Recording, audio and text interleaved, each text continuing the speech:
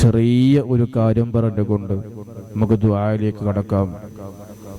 ഖാല റസൂലുള്ളാഹി സ്വല്ലല്ലാഹു അലൈഹി വസല്ലം ഖൈറുക്കും ഖൈറുക്കും ലിഅഹ്ലിഹി വഅനാ ഖൈറുക്കും ലിഅഹ്ലി മാ അക്രമൻ നിസാഅ ഇല്ലാ കരീമൻ വലാ അഹാനഹുന്ന ഇല്ലാ ലഈബൻ.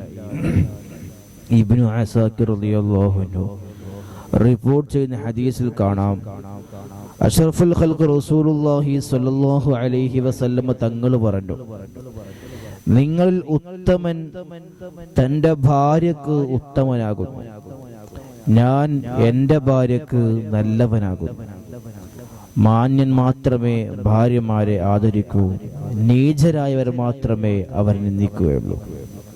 പ്രിയമുള്ളവരെ, അഷ്റഫുൽ ഖൽഖ് റസൂലുള്ളാഹി സ്വല്ലല്ലാഹു അലൈഹി വസല്ലം തങ്ങൾ പറഞ്ഞ ഹദീസുകൾ, മുത്ത് റസൂലുള്ളാഹി സ്വല്ലല്ലാഹു അലൈഹി വസല്ലം തങ്ങൾ പറഞ്ഞ വാക്കുകൾ ഏറ്റവും കൂടുതൽ റിപ്പോർട്ട് ചെയ്ത മഹാനാണ് ഇമാം അബൂ ഹുറൈറ റളിയല്ലാഹു അൻഹു.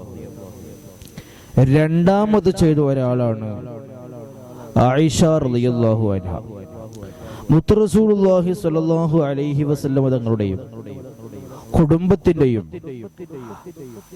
ദാമ്പത്യ ജീവിതവുമായി ബന്ധപ്പെട്ടുകൊണ്ട് ഏറ്റവും അധികം ജനങ്ങൾക്ക് മനസ്സിലാകുന്ന രീതിയിൽ ഹദീസുകൾ റിപ്പോർട്ട് ചെയ്ത മഹദിയാണ് ബീവി ആയിഷ റളിയല്ലാഹു അൻഹ. ഇവിടെ ഒരുപാടൊന്നും സംസാരിക്കേണ്ട കാര്യം എനിക്കില്ല. ഇന്നത്തെ കാലത്ത് ഭർത്താക്കന്മാരും ഭാര്യമാരും തമ്മിലുള്ള ബന്ധങ്ങളൊക്കെ ഞാൻ പറയാതെ തന്നെ നിങ്ങൾക്ക് അറിയാം. അപ്പോ കുറച്ച് വിഷയങ്ങൾ, അതായത് ഭാര്യക്ക് ഭർത്താവിനോടും ഭർത്താവിന് ഭാര്യയോടും ഉണ്ടാകേണ്ട കടപ്പാടുകൾ ഒരുപാട് കാര്യങ്ങളുണ്ട്. എങ്കിലും ചെറിയ വിഷയങ്ങൾ മാത്രം ഞാൻ പറഞ്ഞുകൊണ്ട് ഇൻഷാ അല്ലാഹ് നമുക്കിത് അവസാനിപ്പിക്കാം. അല്ലാഹു സുബ്ഹാനഹു വ തആല സ്വീകരിക്കുമാറാകട്ടെ. ഭർത്താവിന് ഭാര്യയോട് ചെയ്യേണ്ട കടപ്പാടുകൾ എന്തൊക്കെയാണ്? ഒരുപാട് വിഷയങ്ങളുണ്ട്. മഹർ മുതൽ തുടങ്ങിയ ഒരുപാട് കാര്യം പറയാനുണ്ട്. പക്ഷെ എങ്കിലും ഇന്നത്തെ കാലവുമായി ബന്ധപ്പെടുത്തിക്കൊണ്ട് ചെറിയ കുറച്ച് വിഷയങ്ങൾ പറയാം.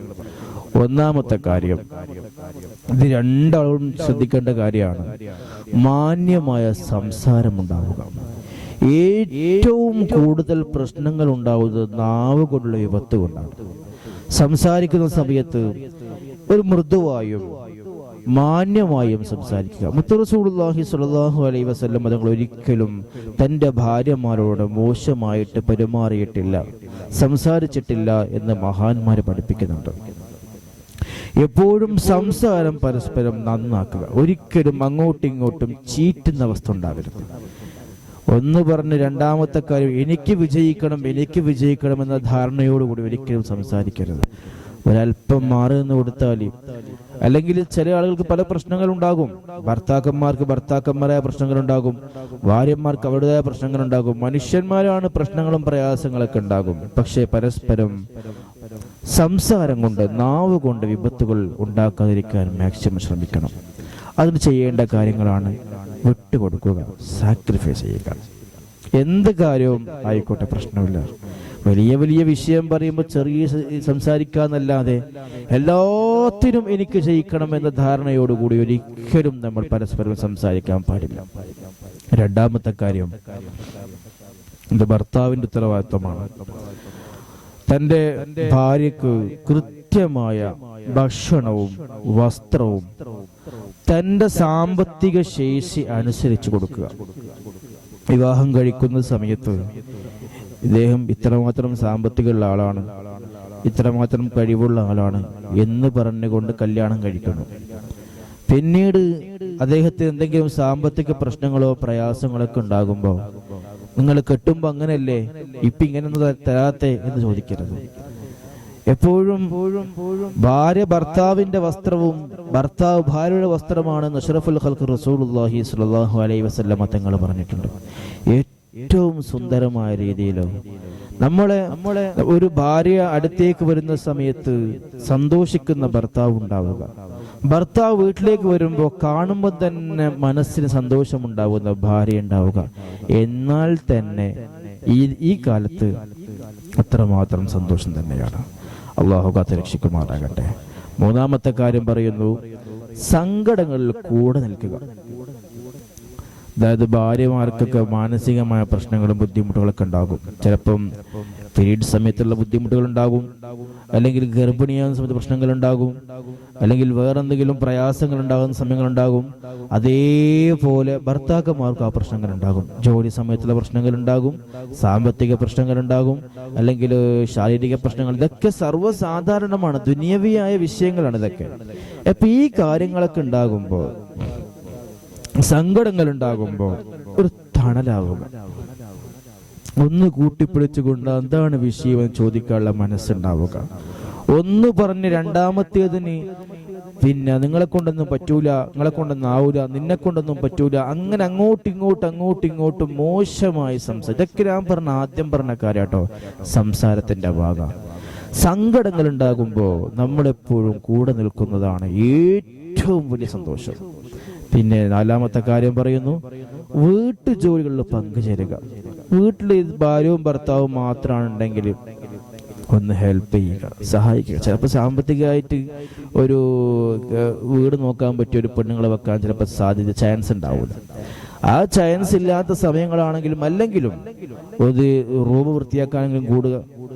അതിങ്ങനെ മറന്ന് കിടക്കുന്നൊരവസ്ഥ ഭർത്താക്കന്മാരാണ് പൊതുവെ ശ്രദ്ധിക്കേണ്ടത്. ഇത് നിർബന്ധമായും പുരുഷന്മാരും സ്ത്രീകളും പരസ്പരം സഹകരിച്ചുകൊണ്ട് വീട്ടുജോലികളിൽ റസൂലുള്ളാഹി സ്വല്ലല്ലാഹു അലൈഹി വസല്ലം തങ്ങളൊക്കെ നന്നായിട്ട് ജോലി ചെയ്തിട്ടുണ്ട്. അലി ഇബ്നു അബീ ത്വാലിബ് റളിയല്ലാഹു അൻഹു ചപ്പാത്തി കുഴക്കാരനോ റൊട്ടി കുഴക്കാരനോ മഹാന്മാർ പഠിപ്പിക്കുന്നുണ്ട്. അല്ലെങ്കിൽ ആരാണ്?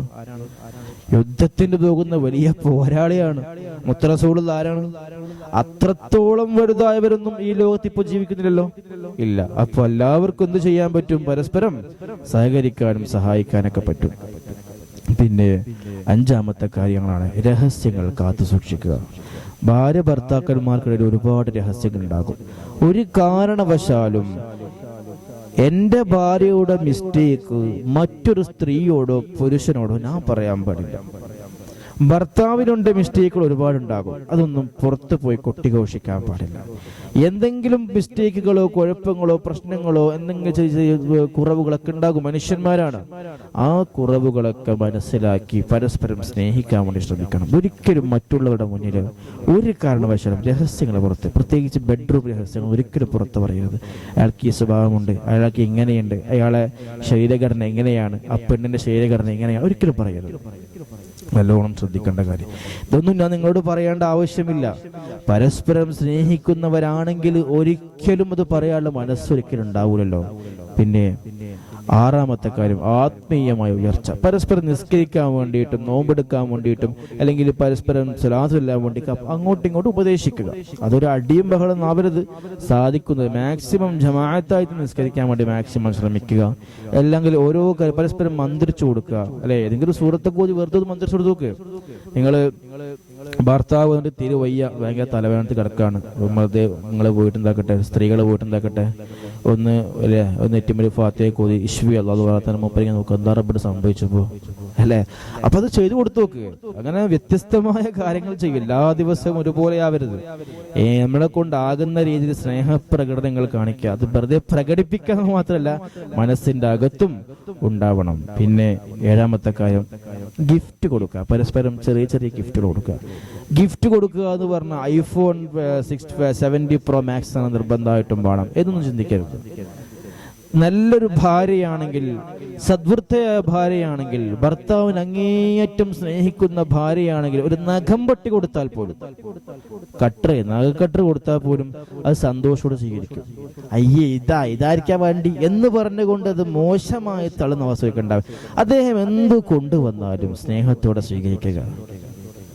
ഒരു ചെറിയ ഒരു 5 രൂപയുടെ പേടന്റെ ആണെങ്കിലും ഒരു ബിസ്ക്കറ്റ് ആണെങ്കിലും നിങ്ങൾക്ക് ഇഷ്ടപ്പെട്ട് കൊണ്ടുവരുന്ന സാധനത്തിന് ഒരിക്കലും വിലയിരുത്താൻ പാടില്ല. ഗിഫ്റ്റ് ഒരിക്കലും അത് വലുതാണ് ചെറുതാണെന്ന് പറയാൻ പാടില്ല. ഗിഫ്റ്റ് എന്ന് പറഞ്ഞാൽ അത് മനസ്സുകൊണ്ട് അദ്ദേഹം വാങ്ങി അവർക്ക് സന്തോഷത്തോട് കൊടുക്കണം, അത് കണ്ട് സന്തോഷിക്കണം എന്ന് ആഗ്രഹിച്ചു കൊണ്ടുവരുന്ന സാധനമാണ്. അതേപോലെ തന്നെയാണ് സ്ത്രീകളും. ഭാര്യമാരെ ഭർത്താക്കന്മാർ കൊടുക്കട്ടെ. പൊതുവെ ഏറ്റവും കൂടുതൽ അങ്ങനെയാണ്, ഭർത്താക്കന്മാര് ഭാര്യമാർ കൊടുക്കുന്നതിൽ അധികം ഭാര്യമാര് ഭർത്താക്കന്മാർക്കാണ് ഗിഫ്റ്റ് കൊടുക്കുക എന്നുള്ളതാണ് സത്യാവസ്ഥ. പലപ്പോഴും അതൊരു പാഷനായിട്ട് മാറിയിട്ടുണ്ട്. ഏതായാലും നല്ല കാര്യമാണ്, അങ്ങനെയൊക്കെ നല്ല. പക്ഷെ ഒരിക്കലും സാമ്പത്തികമായ അധിക ചെലവുകളോ ധൂർത്തുകളോ അനാവശ്യങ്ങളോ ഉണ്ടാകാൻ പാടില്ല. അത് നല്ലവണ്ണം ശ്രദ്ധിക്കണം. പിന്നെ മഹാന്മാരെ പഠിപ്പിക്കുന്നുണ്ട്, പരസ്പരം നന്നായിട്ട് ആദരവ് സ്നേഹം ഉണ്ടാവും. ഇത് മെയിനായിട്ട് ഭാര്യക്ക് ഭർത്താവോട് വേണ്ട കേട്ടോ.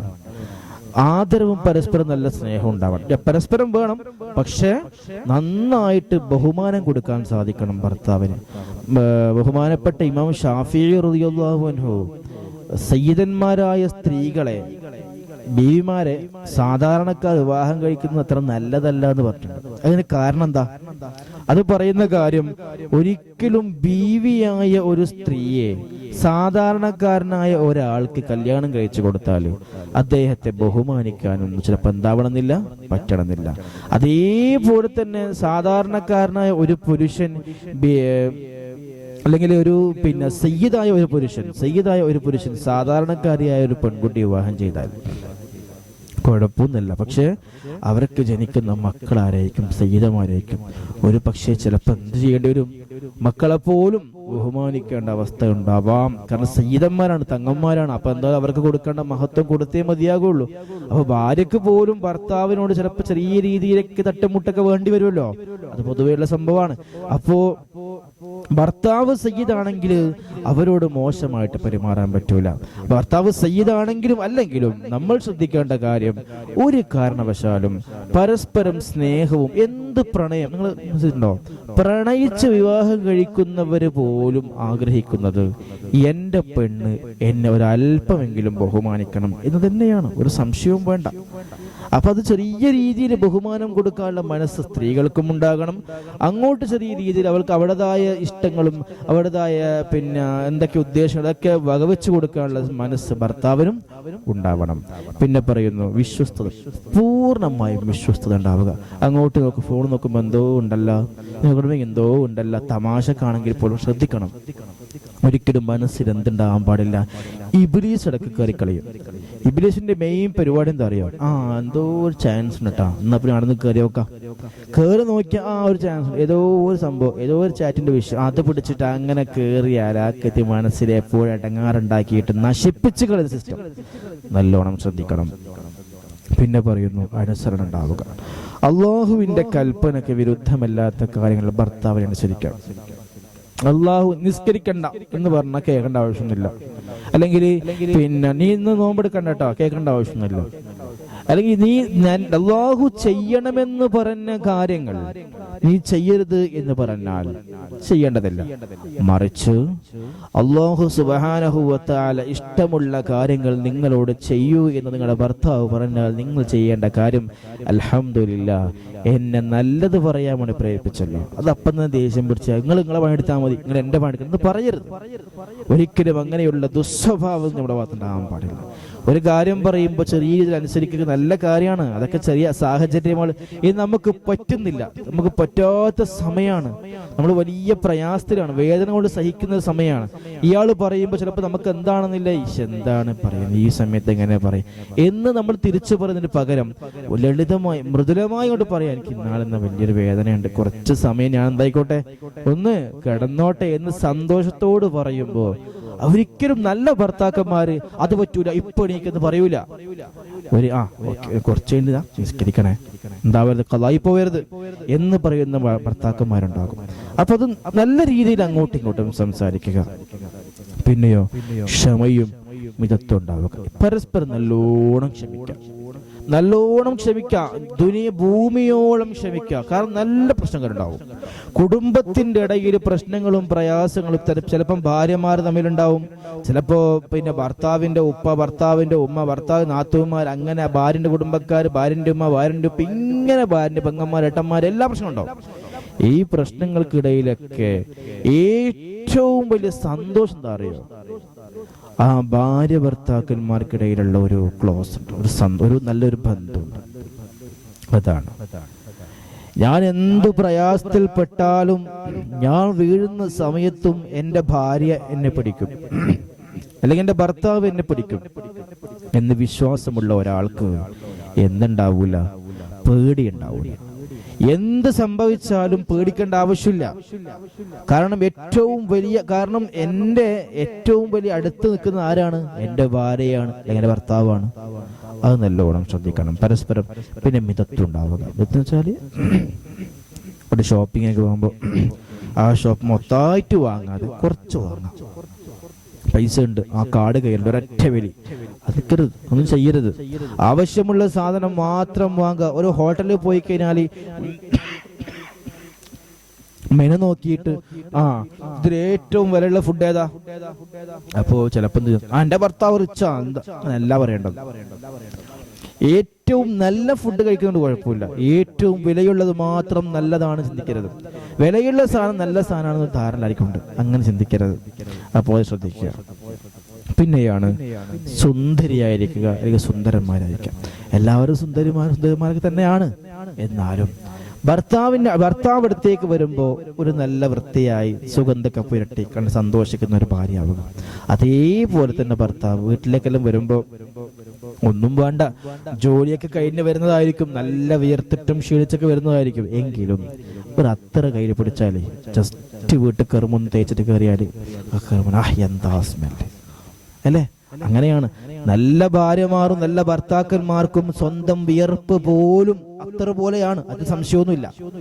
എങ്കിലും ഇങ്ങനെയുള്ള നല്ല സുഗന്ധങ്ങൾ ഉണ്ടാവുക, നല്ല സ്റ്റൈലായി ഒന്ന് മുടിയൊക്കെ ചീകിക്കൊണ്ട് അപ്പരിപ്പരി പരസ്പരം കാണുന്നൊരവസ്ഥ. എപ്പോഴും വൃത്തിയായി നടക്കാൻ വേണ്ടി ശ്രമിക്കുക. സുന്ദരിമാരാവാൻ നിസ്സാര വിഷയമൊന്നല്ല. തന്റെ ഭർത്താവിനോടും ഭാര്യയോടും ഒരു രീതിയിലും നമുക്ക് വെറുപ്പില്ലാതിരിക്കാൻ, എപ്പോഴും അവർ പുതുമയുള്ളവരായിരിക്കാൻ ചെയ്യേണ്ട ഒരു വിഷയമാണ്. എപ്പോഴും സ്റ്റൈലായിട്ട് ജീവിക്കും. ഓവർ സ്റ്റൈലായി ലിപ്സ്റ്റിക് ഇട്ട് മേക്കപ്പ് ഇട്ട് പുട്ടിയടിച്ചടിച്ചടിച്ച് അതല്ല ഞാൻ പറയുന്നത്. അതൊന്നും വേണ്ട. അങ്ങനെ ഓവറായിട്ട് നമുക്ക് ചെയ്യേണ്ട ആവശ്യമില്ല. അല്ലാഹു സുബ്ഹാനഹു വ തആല നമ്മുടെ മുഖത്തിൽ നല്ലൊരു സൗന്ദര്യം നൽകിയിട്ടുണ്ട്, എല്ലാവർക്കും ഉണ്ട്.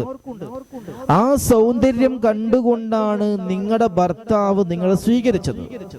അതിന്റെ അപ്പുറത്തേക്ക് നിങ്ങൾ കഷ്ടപ്പെട്ട് സൗന്ദര്യം ഉണ്ടാക്കിയെടുക്കേണ്ട ആവശ്യമൊന്നുമില്ല. ഉള്ള സൗന്ദര്യം ഭംഗിയായി സൂക്ഷിക്കുക.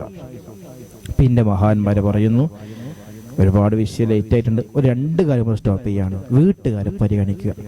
ഭർത്താവിന്റെ വീട്ടുകാരെ ഭാര്യയും പരിഗണിക്കുക, ഭാര്യയുടെ വീട്ടുകാരെ ഭർത്താവ് പരിഗണിക്കുക. ഇതിനെ പ്രത്യേകിച്ച് പറയേണ്ട ആവശ്യമില്ല. അവർക്ക് എല്ലാ സ്നേഹവും ഉമ്മാനെ പോലെ കാണുക, ഉപ്പാനെ പോലെ കാണുക.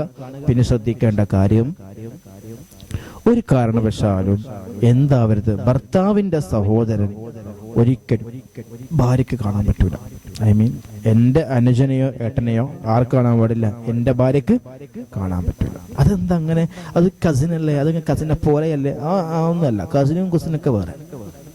എന്റെ കസിൻസിനെ അവർ കാണാൻ പറ്റൂല. നിങ്ങൾ സ്വന്തം കസിൻ, എനിക്ക് എന്റെ ഉമ്മയുടെ ജ്യേഷ്ഠത്തിയുടെ മകളെ എനിക്ക് കാണാൻ പറ്റൂല. അതെന്താ അങ്ങനെ? അത് സ്വന്തം ബ്ലഡ് അല്ലേ, കസിൻ അല്ലേ എന്നൊക്കെ പറയും.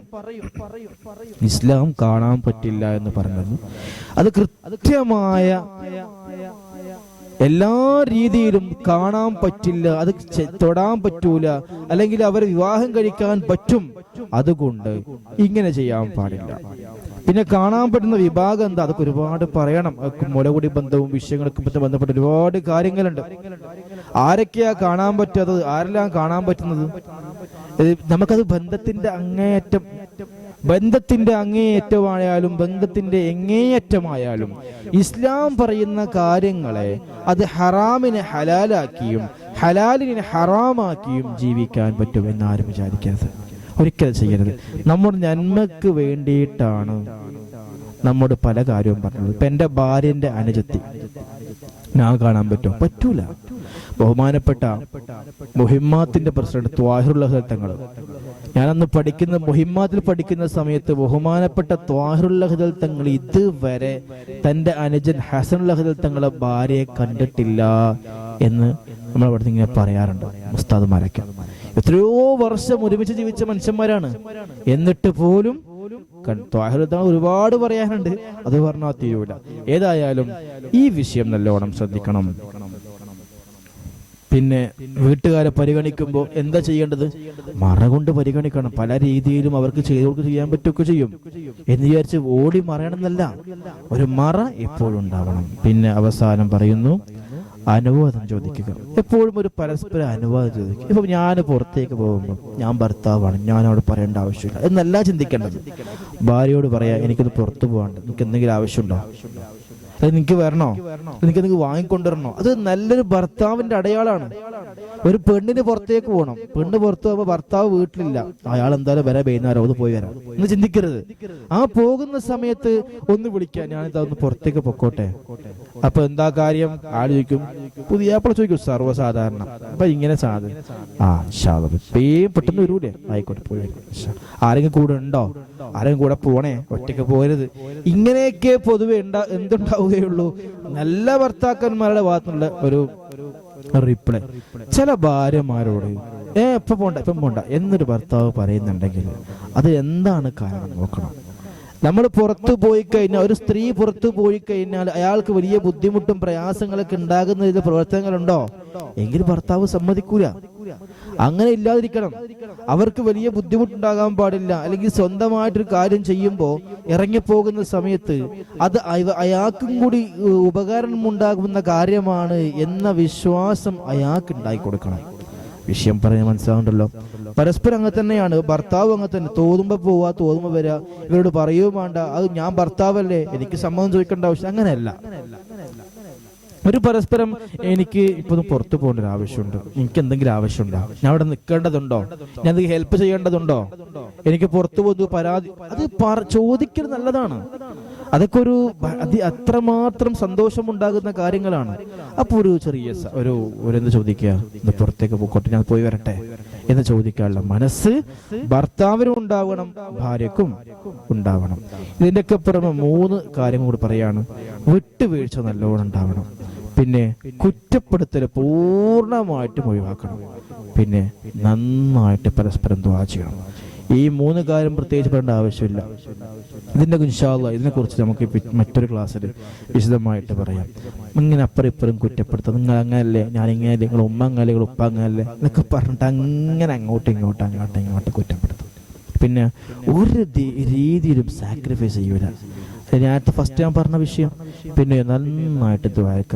ബഹുമാനപ്പെട്ട് നമ്മുടെ ഉസ്താദന്മാരും പണ്ഡിതന്മാരൊക്കെ പറയാറുണ്ട്, ചെറിയ പഠിക്കുന്ന പ്രായത്തിൽ മക്കൾ ദുആക്കണം, അല്ലാഹുവേ നല്ല ഭാര്യയും നല്ല മക്കളെയും നൽകണം അല്ലാഹ്. അപ്പൊ നമ്മളൊക്കെ അന്ന് പിന്നെ ദുആക്കുമ്പോ പിള്ളമാർ കളിയാക്കും, എന്താണ് ഈ തങ്ങൾക്ക് ദുആക്കുന്ന, ഈ ചെറിയ പ്രായത്തിൽ ഭാര്യമാർക്ക് ദുആക്കാം, മക്കളെ കൊണ്ട് ദുആക്കാം ചെയ്യണം. നിങ്ങൾക്ക് മക്കളുണ്ടാകുമ്പോൾ നിങ്ങൾ പറഞ്ഞു കൊടുക്കണം. കാരണം ചെറിയ പ്രായത്തിൽ ചെയ്യുന്ന ദുആക്ക് വലിയ ഇജാബത്തുണ്ട്, ചെറിയ വിഷയമല്ല. അതുകൊണ്ടാണ് ഞാൻ പറഞ്ഞത്.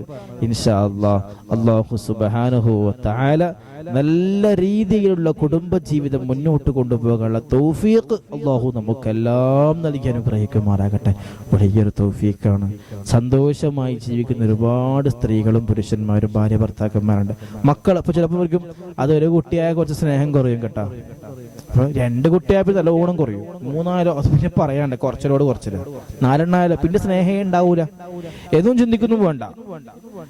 എനിക്ക് 18-ാമത്തെ വയസ്സിലും വിശപ്പുണ്ടായിട്ടുണ്ട്, 20-ാമത്തെ വയസ്സിലും വിശപ്പുണ്ടായിട്ടുണ്ട്, 22-ലും 24-ലും 26-ലും 28-ലും 30-ലും എനിക്ക് വിശപ്പുണ്ടായിട്ടുണ്ട്. എനിക്ക് വിശപ്പ് കുറവിലും കൂടുതലൊന്നുമില്ല.